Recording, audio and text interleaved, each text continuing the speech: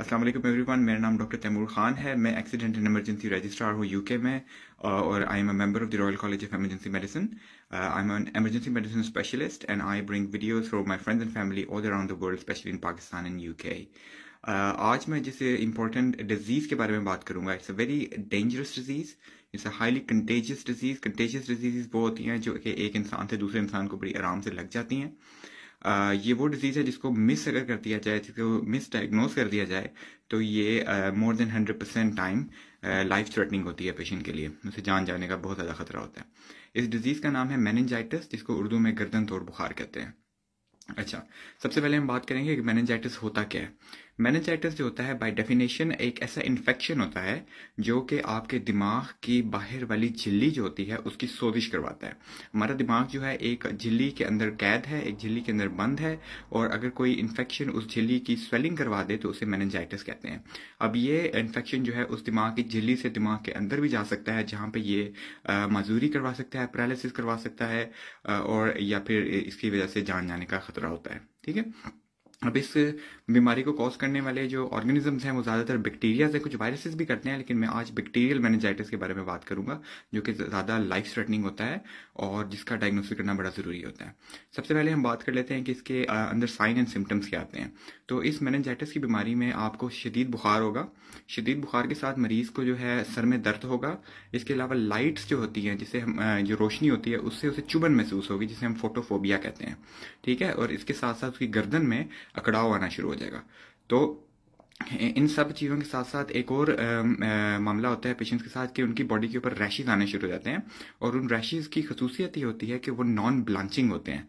Non blanching rash वो rash होता है जिसको अगर आप दबाएं और दबाने के बाद छोड़ दें तो वो उसकी रंगत जो है वो चेंज नहीं होती।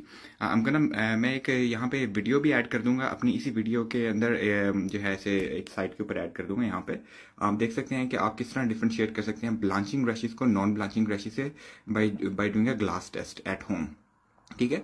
मैं जल्दी से रिपीट कर देता हूँ कि क्या इसके सिम्टम होते हैं। तो पेशेंट को बुखार होगा, उसके सर में दर्द होगा, उसको आंखों के अंदर चुभन महसूस होगी रोशनी को देखने से, जिसे फोटोफोबिया कहेंगे, और उसकी गर्दन में अकड़ाव आना शुरू हो जाएगा और बॉडी के ऊपर कई दफा रैशेज आ जाएंगे जो कि नॉन ब्लांचिंग रैशेज होंगे। ठीक है। तो इनमें से अगर कोई भी सिम्टम अपीयर होता है जो, तो फौरन अपने करीबी डॉक्टर से रुजू करें और फौरन किसी करीबी हॉस्पिटल में चले जाएं, जहाँ पे जल्द से जल्द, ताकि आपका क्या टेस्ट हो जाए। इसके टेस्ट कौन कौन से होते हैं? तो सिंपल ब्लड टेस्ट के साथ साथ आपका सीटी स्कैन सर का किया जा सकता है। इसके साथ साथ आपकी गर्दन से, सॉरी, आपके रीढ़ की हड्डी के पानी का भी इसके अंदर टेस्ट करना जरूरी होता है, बहुत जरूरी होता है, जिसे एलपी करना कहते हैं, लंबर पंक्चर करना। ठीक है। उसको किए बगैर जो है इसकी तशखीस करना थोड़ा सा मुश्किल हो जाता है। ठीक है। तो अगर आपके डॉक्टर आपको तजवीज़ करते हैं कि आपकी रीढ़ की हड्डी के पानी का टेस्ट करना जरूरी है, तो प्लीज़ इसे हिचकिचाएं मत। बहुत सिंपल टेस्ट होता है। ज़्यादातर डॉक्टर्स पाकिस्तान में भी इसको करने की सलाहियत रखते हैं, क्योंकि हमारी हाउस जॉब में इसको बार बार प्रैक्टिस किया जाता है। बहुत कम कॉम्प्लिकेशंस होती हैं इसकी, लेकिन अगर आप ये टेस्ट नहीं करवाते तो आपका डायग्नोसिस मिस हो सकता है और लेट तशखीस की वजह से आपकी जान जाने का खतरा है। तो वो प्लीज़, अगर कोई एलपी सजेस्ट करता है डॉक्टर आपको मेनिंजाइटिस की सस्पिशन के साथ, तो वो करवा लीजिए आप। ठीक है। अब जब एक दफ़ा आपकी तशखीस होगी, मरीज की तशखीस होगी मेनिंजाइटिस की, तो फ़ौरन उसका इलाज शुरू कर दिया जाता है, जिसके अंदर very high potency broad spectrum antibiotics दी जाती हैं पेशेंट को। उसके दिमाग की सोजिश को कम करने के लिए स्टीरॉइड्स का इस्तेमाल भी किया जा सकता है। ठीक है। और साथ साथ पेशेंट को फ्लूइड्स या ड्रिप्स लगाई जाती हैं, ताकि उसकी बॉडी जो है वो इन्फेक्शन से फाइट कर सके और उसका ब्लड प्रेशर वगैरह नॉर्मल मेंटेन रह सके। ठीक है। अब इस ट्रीटमेंट को शुरू करने की विंडो बहुत ज़्यादा कम है, बहुत ज़्यादा छोटी विंडो है। तो इस ट्रीटमेंट को एज सुन एज पॉसिबल शुरू किया जाएगा। कई दफ़ा डॉक्टर हजरात पूरी तरह रिपोर्ट्स आने के बावजूद सिर्फ क्लिनिकल सस्पिशन की बेस के ऊपर आपका ट्रीटमेंट शुरू कर देंगे। तो प्लीज़ इसे हिचकिचाइए मत, जैसे आपके डॉक्टर साहब कह रहे हैं बिल्कुल उस पर अमल कीजिए। ठीक है। तो इसके अलावा इसकी अगर इलाज टाइम से इसका शुरू कर लिया जाए तो इसकी कॉम्प्लिकेशन के चांसेस ज़ीरो हो जाते हैं।